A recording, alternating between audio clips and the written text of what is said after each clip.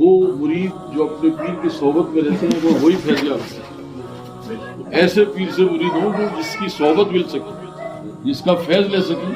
اور یہ جو مراقبہ ہے اس کے لیے یہی کہا گیا ہے، ذکر کے بعد دل پہ نظر رکھے، اپنے پیر کا تصور وہی لوگ کریں جو پیر کی صحبت میں رہتے ہیں۔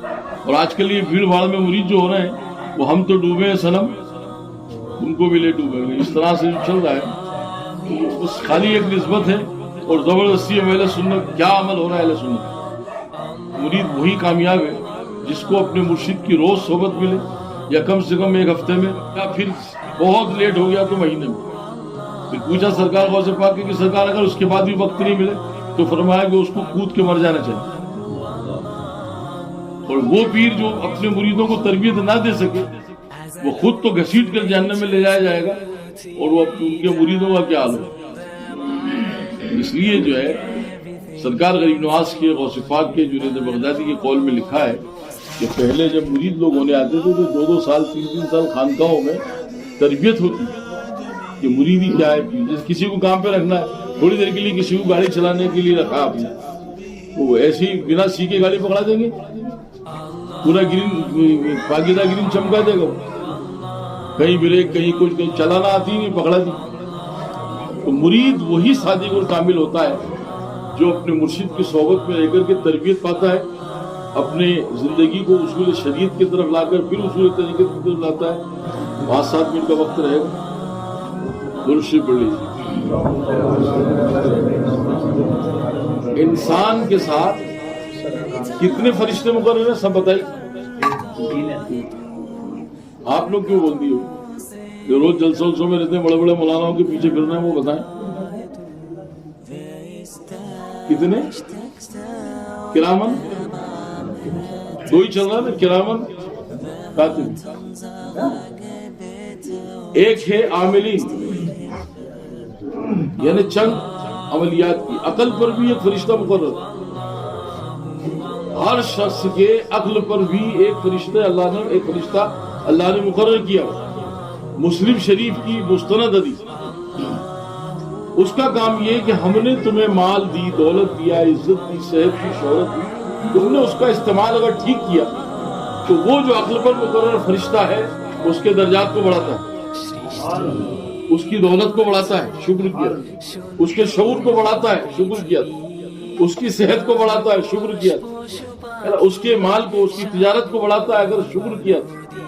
اور وہی شخص جس کو یہ سب دیا اور اس نے غرور کر لیا، وہ تکبر میں آ گیا، اس کو جلال آ گیا، اس کا کیا ہے؟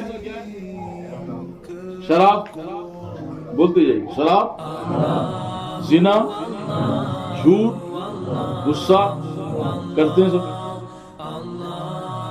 ایک لمحے کے لیے اگر کسی پر غصہ طاری ہوا، جائز ہو یا ناجائز، وہ 40 گھنٹے کی عبادت کو ضائع کر دیتا ہے۔ یہ مومن کے لیے لازم و ملزوم ہے کہ نفس پر قابو کرنے کے لیے غصے پر احتیاط کرے اور بڑے احتیاط سے۔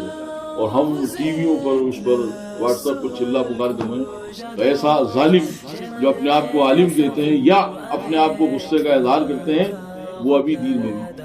صبر جو ہے، صابر پاک کا عالم کیا تھا؟ پوری دنیا میں انہوں نے صبر کی، وَاصْبِرْ عَلَىٰ مَا يَقُولُونَ وَاهْجُرْهُمْ هَجْرًا جَمِيلًا، ایسا جمیل صبر کر کے دنیا کو دکھایا کہ کھڑے ہیں تو کسی کی طاقت نہیں کہ 12 سال تک کوئی پریشان ہو۔ حضرت باقی باللہ شاہ رحمۃ اللہ علیہ قبر میں اتر گئے، 7 مہینے تک قبر میں رہے، پانی نہیں، ہوا نہیں، کھانا نہیں، فراغت نہیں، 7 مہینے کے بعد پھر اب مرید حیران، سرکار اب کیا ہوا؟ مجال کسی کی نہیں کہ اندر دیکھ لیں۔ لیکن حضرت مجدد الفسانی امام ربانی فرماتے ہیں کہ جب 7 مہینے کے بعد حضرت باقی باللہ شاہ رحمۃ اللہ تعالیٰ علیہ قبر سے نکلے تو ایسا لگ رہا تھا کہ کوئی جوان آدمی نکلا۔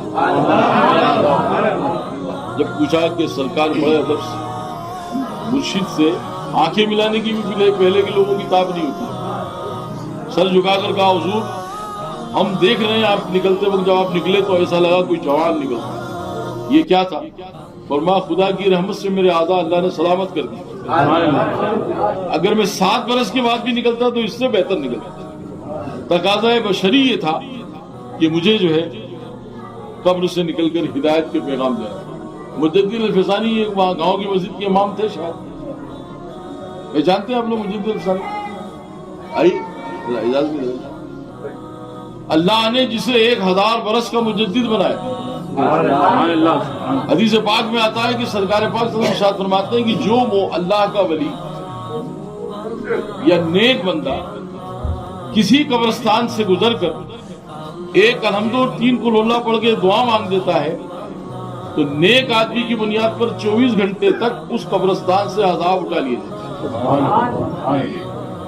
اللہ کے ولی کی اس عمل کی بنیاد پر اللہ تبارک تعالیٰ قبر سے 40 دن تک عذاب, قبرستان سے, قبر سے نہیں, صرف 1 الحمد شریف اور 3 مرتبہ قل اللہ شریف پڑھنے کی برکت سے 40 دن تک قبرستان سے عذاب اٹھا لیا.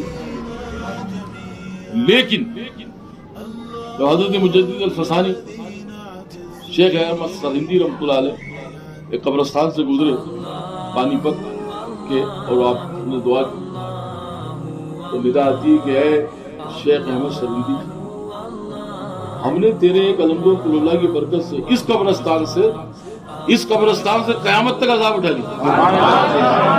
قیامت تک.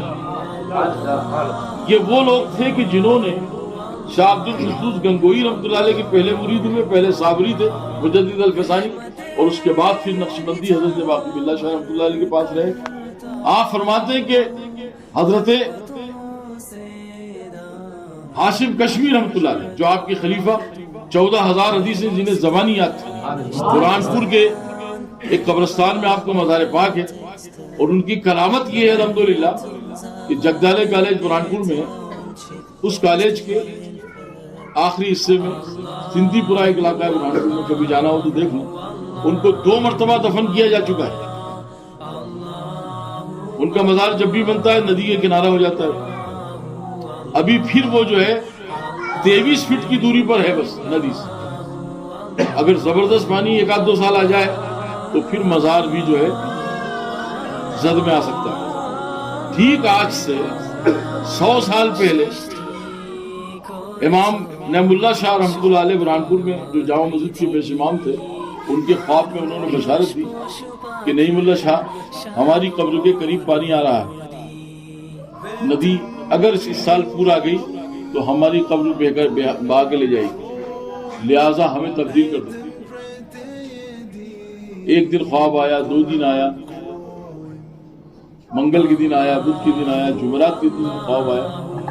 ذرا بزرگوں کی بھی یاد رکھا کریں, تاریخ پڑھا کریں, تصوف کی کتابیں پڑھا کریں, ادب انشاءاللہ آئے گا.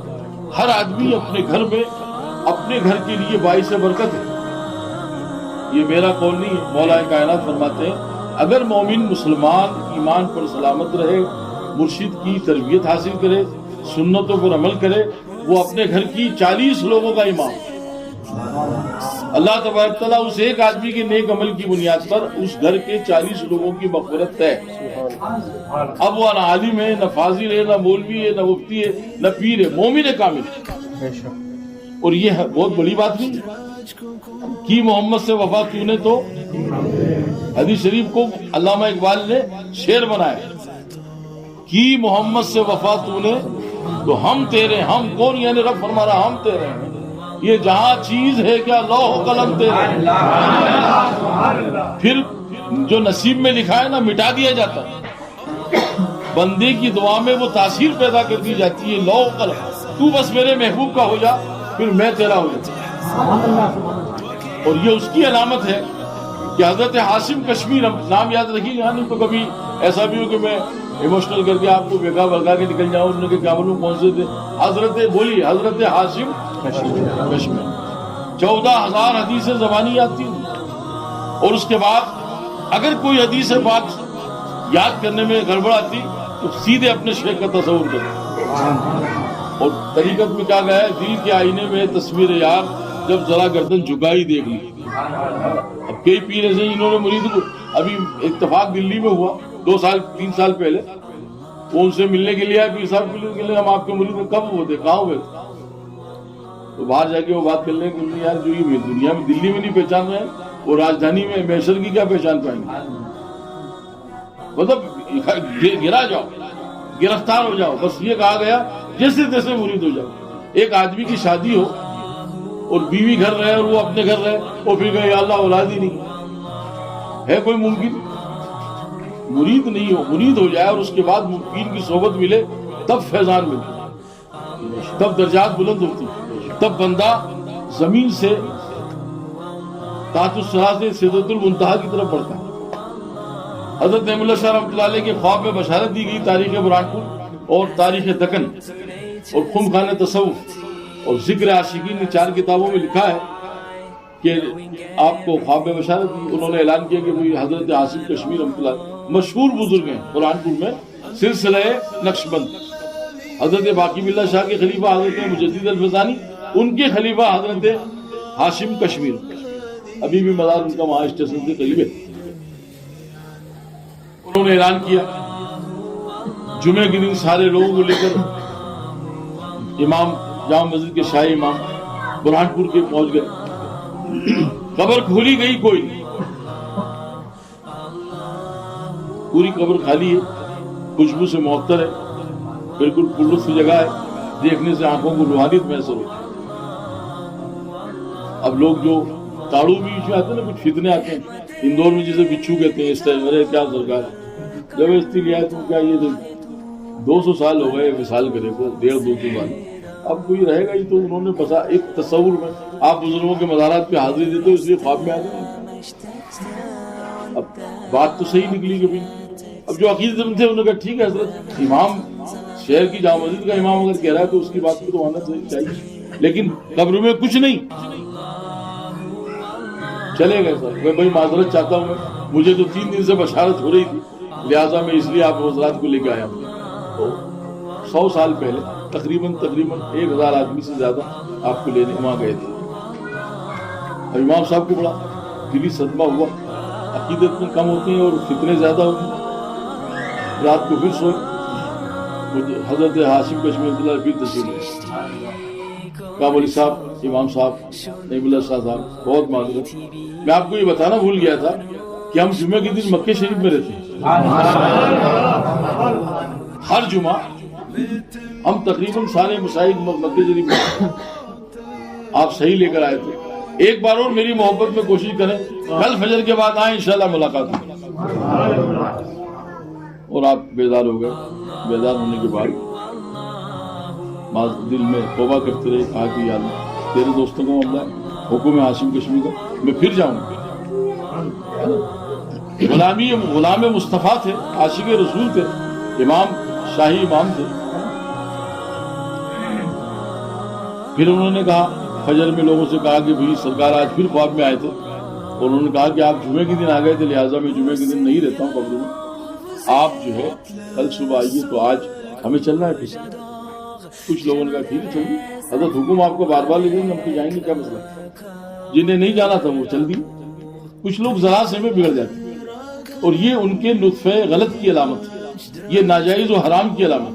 جب انسان کے مزاج میں غصہ اور فتور بڑھنے لگے تو یہ سمجھ لینا چاہیے اسے، یا تو اس کے اوپر والوں نے کچھ غلط کھایا ہے، یا وہ کسی غلط کھا کر کے، کسی غلط صحبت میں رہ کر کے اپنے آپ کو راہ صراط پر لانے کی بجائے وہ راہ فضول کی طرف جا رہا ہے۔ تقریباً 1000 آدمی کل تھا، آج 100-125 لوگ ہاشم کشمیر رحمۃ اللہ علیہ کے مزار پاک پہ پہنچے۔ کل سے ہی قبر کھلی ہوئی تھی، ویسے زیادہ مشقت کا معاملہ تھا نہیں۔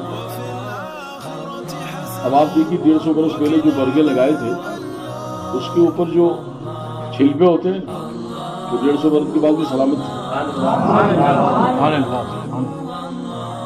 لیکن وہ اس وقت جب کوئی متاثر ہو جاتا ہے تو وہ ساری اچھی بری چیزیں نظر نہیں آتی۔ جیسی قبر کھولی قریب 50 سے زیادہ لوگ بے ہوش ہو گئے خوشبو سے اور چہرے کی شعاؤں سے۔ حضرت نعیم اللہ شاہ رحمۃ اللہ علیہ جب اسے قبر کھولی دیکھا، حضرت ہاشم کشمیر رحمۃ اللہ علیہ کا چہرہ مسکرا رہا، اور ہاتھ میں آپ کے گلدستہ ہے، اور جس گلدستے میں عربی میں عبارت لکھی ہوئی ہے کہ کل مدینہ شریف میں ہندوستان کے نئے کتب نے اپنی جگہ لی ہے، انہوں نے استقبال میں مجھے یہ تحفہ دیا۔ حضرت نعیم اللہ شاہ رحمۃ اللہ علیہ نے سب کو دکھایا اور وہ حیرت خبر پھیلی تیزی سے. کوئی زمانے میں موبائل تو تھے بہرحال وہاں سے نکال کر کے اور آپ کو سندھی پورے کے قبرستان میں لا کر کے دفن کیے گئے جو آج بھی وہاں پر رسول اللہ ہے. اور اب اللہ کے ولیوں کی جو شان رہی ہے اتنی ساری تربیت حاصل کرنے کے بعد اپنے پیر و مرشد کے سر میں تیل لگانے کی آپ نے تقریباً 6 برس زندگی 6 برس کا وقت گزارا اور دوسرا اپنے پیر کا وضو بنانے کا وقت گزارا. تیسرا یہ کہ آپ فرماتے ہیں حضرت بایزید بوستامی رحمۃ اللہ علیہ کا نام سنا ہوگا آپ حضرات. ان لوگوں کے نام کم لیے جاتے ہیں کیونکہ وہاں لینے کی ہمت ہونا چاہیے. حضرت بایزید بوستامی رحمۃ اللہ علیہ کے خلیفہ خاص اکیلے واحد مرید حضرت ابوالحسن خرقانی کی روایت میں لکھا ہے کہ اگر میرے نام کے وسیلے سے دعا مانگ لے بندہ اور اس کی دعا رد ہو جائے یا نہیں قبول ہو تو میدان محشر میں میں اس کو جب تک مغفرت نہیں کرا لوں گا جنت میں نہیں جاؤں. ابوالحسن خرقانی فرما رہے ہیں روایت کو قول نہیں. آپ 30 برس اپنے پیر و مرشد کی خدمت میں رہے حضرت ابوالحسن خرقانی بایزید بوستامی رحمۃ اللہ علیہ کی. ان سے پوچھا گیا کہ حضور آپ کے پیر و مرشد کا چہرہ کس طرح کا؟ تو حضرت ابوالحسن خرقانی فرماتے ہیں کہ میں پنڈلی تک بتا سکتا ہوں اس کے اوپر میں. تو آپ کے مریدوں نے خلیفہ نے اور بادشاہ خرقان نے پوچھا کہ حضور ایسا کیوں؟ کہا میری ہمت کبھی نہیں ہوئی کہ میں پنڈلی سے اوپر ان کا چہرہ دیکھ سکوں. ادب پہلا قرینہ ہے محبت کے قرینے اور ادب ہے تو کام ہے. مسجد میں نمازیں پڑھ رہے ہیں قرآن کی تلاوت اس طرح سے ہو رہی ہے درود شریف پڑھ رہے ہیں زور زور سے عجیب طریقے سے. ایک بار درود پاک ہو دل کے ساتھ پورا وجود جھکا ہوا ہو ان کے ساری راجی کا عالم یہ ہو کہ یا رسول اللہ میری بھی ساتھ ہے ہماری حیثیت ہے یہ آپ کا کرم ہے کہ آپ ہمیں توفیق دے رہے ہیں کہ ہم آپ کا ذکر کرتے ہیں آپ کے رب کا ذکر کرتے ہیں آپ کے فضل پر منحصر. ورنہ یہ زبان شک ہو جاتی ذہن منتشر ہو جاتا صلاحیتیں سلب کر لی جاتی عقل کی جسم کی تمام صلاحیتیں نعمت خدا کے فضل پر منحصر. اور وہ اگر دیکھ لیجیے آپ کوما میں چلے گئے کوئی ساتھ حادثے کے شکار ہو گئے ایک لمحہ لگتا ہے کتنی ہوشیاری انسان دکھائے اس کا فضل جب ہٹتا ہے تو پھر عجیب طریقے کے حادثات ہوتے ہیں. جتنی طاقت دیتا ہے نا صلاحیت اس صلاحیت چھین بھی. استغفار یہ جو ہم نے کلمات پڑھے نا تسبیح ملائکہ جو ہم نے پڑھی سبحان اللہ و بحمدہ سبحان اللہ بخاری شریف کی آخری حدیث پاک کے آخری کلمہ اور اس کے بارے میں لکھا ہے اس کی وضاحت میں کہ یہ وزن میں بھاری ہے ادا کرنے میں ہلکا ہے اور وزن میں. ایک بار اگر خلوص سے زندگی میں کسی نے ایمان کی حالت میں سرکار سے محبت میں رکھ کر کے پڑھا تو محشر میں ایک ہی بار کر جب یہ سرکار کے صدقے میں ہمیں ملا یہ اتنا کافی ہے تو پھر سرکار کی بارگاہ میں جو درود پاک بھیجا جا رہا ہے وہ بھی خلوص کے ساتھ ہونا چاہیے. بندہ نواز کل میں نے ذکر میں کہا تھا بندہ نواز کے دراز فرماتے ہیں کہ تنہائی میں بیٹھ آج وہ یہ رہا کہ ہم مجلس سجانا چاہیے بچوں کو کیسے معلوم پڑے گا کہ ہمارے والدین ہمارے باپ دادا کیا کرتے تھے ان کے لیے یہ ضروری ہے. لیکن تنہائی میں بھی یہ ضروری ہے کہ ہم سرکار کے روزے کی طرف رخ کر کے استغفار کریں یا رسول اللہ ہم نہیں جانتے ہمیں رب معاف کرے گا کہ نہیں لیکن آپ کرم فرما دیں گے تو ہماری ساری زندگی خطائیں معاف. ایک تسبیح استغفار لا حول ولا قوت الا باللہ ایک کلمہ علی العظیم دوسرا کلمہ پورا جو ہے لا حول ولا قوت الا باللہ. جو شخص لا حول ولا قوت الا باللہ 313 بار پڑھنے کی عادت بنا لے اس کو اللہ تبارک تعالیٰ کی طرف سے 99 نعمت عطا ہو اور 99 پریشانیاں اس کی دور ہوتی ہیں. اس میں سب سے چھوٹی پریشانی غم اور صدمہ سب سے چھوٹی. اور یہ صوفیہ کرام یہ سکھاتے ہیں کہ آؤ اس راستے پہ آؤ تاکہ تمہارا دل تمہارا دماغ تمہارا وجود انکساری کا پیکر بنے. اور جب تم اس معیار پر آ جاؤ تو پھر خالی ایسے کرو گے وہ جو اندر ہے سب قبول کر لیے زبان پہ لانے کی. اللہ سے دعا ہے کہ رب تبارک تعالیٰ ہمیں مشائخان طریقت کے راستے پہ چل کر کے پیر جسے بھی بنائے وہ ایک تو کامل ہو اور اس کی صحبت تمہیں ملتی اور وہ صحبت اگر ملتی رہی تو انشاءاللہ تعالیٰ فیضان رہے گا. محبت کرنے والے حضرت نظام الدین اولیاء فرماتے ہیں کہ اگر کسی مکان میں ایک ہی بار ذکر کر دیا جائے نا ایک ایک کلمہ پڑھ کے نکل جائے اور اگر اس پر یقین سلامت ہے تو 40 سال کے لیے چھٹی اس مکان پر 40 سال تک بلا نہیں آ سکتی خالی، لیکن ہم نے بہت تعداد میں پڑھا ہے۔ اب یہ یقین ہمارا ہونا چاہیے، اس لیے کہ ہم یقین والے لوگ ہیں، اور یقین کے تعلق سے کسی نے کہا کہ یقین والے کہاں سے چلے کہاں پہنچے، اور جو اہل شک ہیں وہ اگر میں مگر میں رہتے ہیں۔ اگر ایسا ہوتا تھا، اگر 2-4 بار یہ پڑھ لیا جاتا تھا، ہے نا، یہ کلمات آ جاتے تو ایسی تصویر ہو جاتی، تو پھر مگر ایسا نہیں ہونا چاہیے تھا۔